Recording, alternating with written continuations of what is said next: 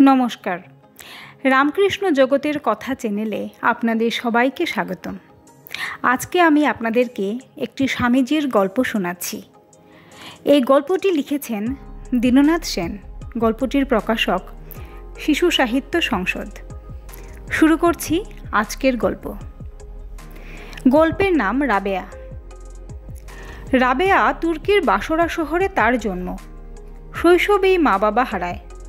দেশে দুর্ভিক্ষ লাগলো। রাবেয়া আর তার ভাই বোনেরা কে কোথায় হারিয়ে গেল। রাবেয়াকে বিক্রি করে দেয়া হলো এক অত্যাচারীর কাছে। সারাদিন হাড় ভাঙা খাটুনি। গভীর রাতে উঠে উপাসনা করে বড় কষ্টে দিন কাটে তার।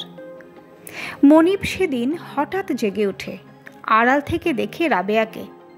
সে উপাসনায় মগ্ন, মুখখানি লাবণ্যে ভরে উঠেছে। পরদিন মনিব বলল, তোমার মতো পবিত্র নারীকে আমি দাসী করে রেখেছি। আমার ভারী অপরাধ হয়েছে। তুমি আমাকে ক্ষমা করে দাও রাবেয়া।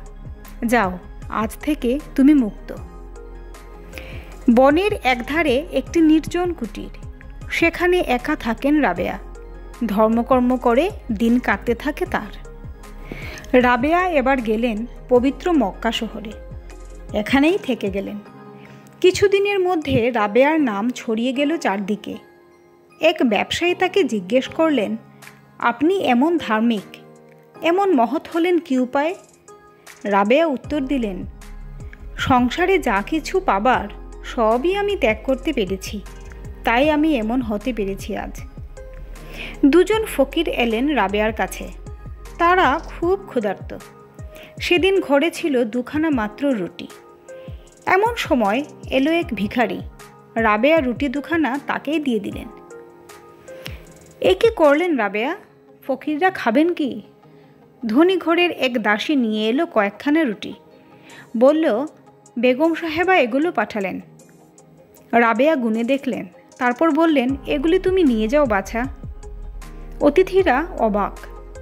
রাবেয়া রুটিগুলি পেয়েও নিলেন না। দাসী আবার ফিরে এলো। এবার নিয়ে এলো আরও কখানা বেশি রুটি। বলল, ঠিক আছে এবার?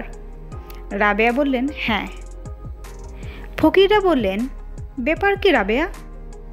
রাবেয়া বললেন, তবে শুনুন, প্রভু বলেছেন দানের 10 গুণ পাওয়া যায়।